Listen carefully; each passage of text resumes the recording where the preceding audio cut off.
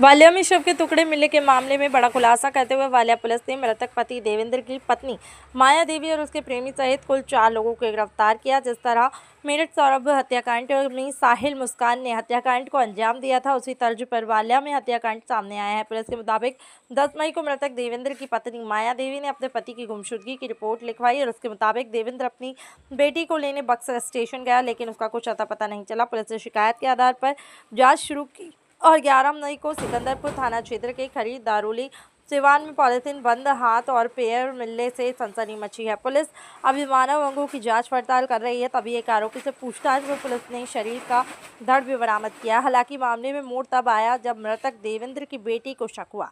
उसने 12 मई को सदर कोतवाली में अपनी मां माया देवी और सहयोगी अनिल यादव के खिलाफ मुकदमा दर्ज कराया। पुलिस ने जांच पड़ताल शुरू की है। जल्द ही मुखबिर से सूचना अनिल यादव और उसके एक साथी मन्यार थाना क्षेत्र में मौजूद है। पुलिस ने चेकिंग के दौरान जब इन दोनों बदमाशों को रोका तो उन्होंने पुलिस पर फायर किया और पुलिस की जवाबी कार्रवाई में अनिल यादव के पैर में गोली लगी और उसका साथी भी पुलिस के हत्थे चढ़ गया। आपको बता दें, पूरे मामले में पत्नी माया देवी सहित 4 आरोपियों को गिरफ्तार किया गया है। मुठभेड़ के दौरान गिरफ्तार अनिल यादव और उसके साथी सतीश के पास से धारदार हथियार 315 बोर का तमंचा, एक कारतूस और एक मोटरसाइकिल बरामद की गई है। इस प्रेस वार्ता का आयोजन किया गया है। एक जो शनिवार में 10 तारीख में थाना सिकंदरपुर क्षेत्र में कुछ मानव अंग जिसमें 2 हाथ और 2 पैर थे वो मिले थे। उस घटना को शुरू से ही पुलिस ने बड़ी गंभीरता से लिया। जनपद के सभी अधिकारी, कई थानों के थाना अध्यक्ष, हमारी फील्ड यूनिट, ये सब वहाँ पे पहुँचे थे। आसपास प्रयास किया गया ये जानने का कि कोई गुमशुदगी या कोई अपहरण इत्यादि की घटना तो नहीं हुई थी। यद्यपि जनपद में उस समय एक अपहरण की घटना चल रही थी तो उनके परिजनों से भी संपर्क किया गया था। उसी दिन 10 तारीख में रात में थाना कोतवाली क्षेत्र में एक महिला द्वारा अपने पति की गुमशुदगी की रिपोर्ट लिखाई गई थी करीब 8 बजे। उस रिपोर्ट में ये अंकित किया गया था कि उनके पति अपनी बेटी को लेने के लिए बक्सर रेलवे स्टेशन गए थे। उन्होंने पति का मोबाइल नंबर भी दिया था। जब ये प्रार्थना पत्र थाना कोतवाली को प्राप्त हुआ तो इंस्पेक्टर कोतवाली और जो हमारी सर्वेलेंस टीम है उन लोगों ने तहकीकात शुरू की तो ये पाया कि जिस नंबर के बारे में बताया गया कि वो बक्सर गया और वो नहीं मिल रहे, वो नंबर हिला ही नहीं, वो उन्हीं के घर पे रहा। तो इससे थोड़ा सा संदेह पैदा हुआ। फिर हमारी टीम ने जब गहनता से इसमें पूछताछ की तो ये एक तरह से कह सकते हैं कि एक रिश्तों के कत्ल का एक कहानी सामने आई। जो महिला थी उनके कुछ लोगों से प्रेम प्रसंग था और उन्हीं अपने सहयोगियों के साथ मिलकर उनके द्वारा इस घटना को कारित किया गया। इसमें महिला सहित 4 लोगों को गिरफ्तार किया गया। इस अपराध में प्रयुक्त बोलेरो गाड़ी, इस घटना को कारित करने के लिए आला कत्ल की भी बरामदगी की गई है।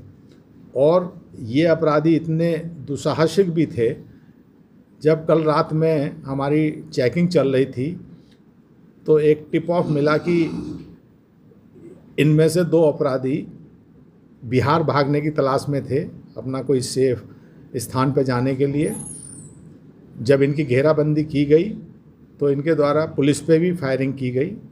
पुलिस द्वारा आत्मरक्षा में फायरिंग की गई तो एक अपराधी के उसमें घायल हुआ, गोली लगी।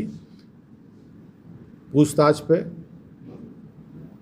उसके द्वारा जो सिकंदरपुर में घटना हुई थी उसमें अपनी संलिप्तता भी स्वीकार करी। जो मुखबिर की सूचना थी वो बड़ी सटीक थी। तो आज इन सबको जेल भेजा जा रहा है। ये बहुत ही घृणित अपराध था, दुस्साहसिक भी था, जिसमें एक व्यक्ति के 6 टुकड़े कर दिए गए, 2 पैर 2 हाथ, जिन्हें ट्रांसपोर्ट करने के लिहाज से इनके द्वारा ऐसा कृत्य किया गया था। अलग अलग स्थान पर डाले गए थे। पैर और हाथ तो ग्रामीणों की सूचना पर बरामद हुए थे।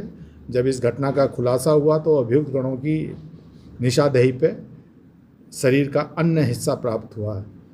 इसका सिर घाघरा नदी में फेंका गया था। वहाँ गोताखोरों से तलाश कराई जा रही है, निरंतर 3 दिन से चल रही है, लेकिन सिर अभी नहीं मिला है।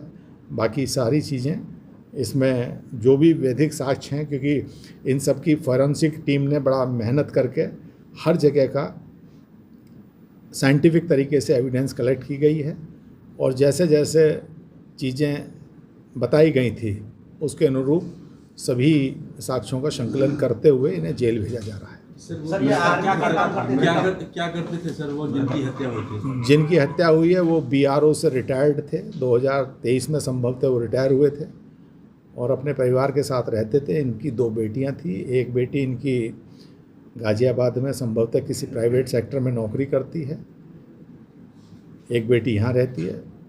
उनका भी काफ़ी सहयोग मिला। जब ये संदेह हुआ था, जब मोबाइल नहीं गया, तो परिजनों से भी, तो मृतक के भाई और उनकी बेटी ने कुछ चीज़ें ऐसी बताईं जो, और जिन्होंने ये पुख्ता किया कि मृतक की जो पत्नी, जो खुद इस पूरे प्रकरण में वादनी बनी थी, वही इस पूरी घटना की सूत्रधार है। क्यों हत्या की गई सर? क्या कारण?